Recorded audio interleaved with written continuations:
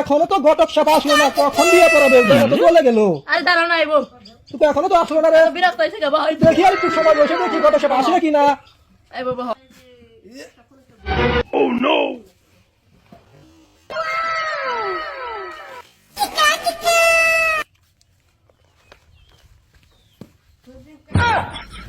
একটা জন্মের ব্যাপার হয়েছে তুমি।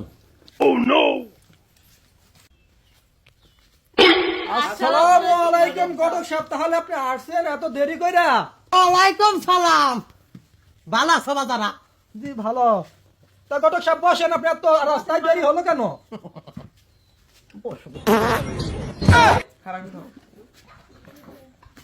হাতে রাখবি না। সাবাবাজি, ছেলের নামটা কি? শরবত খান। কত ভালোবাসা আমারে।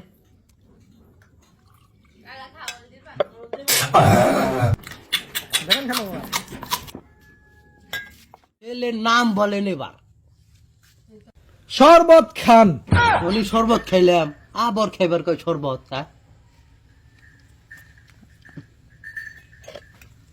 অল্প করে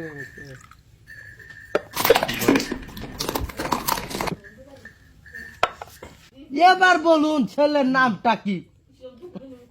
ঘটক সাহেব আপনি বুঝতে পারছেন না, ছেলের নামই হয়েছে শরবত খান। শরবত খাইলাম।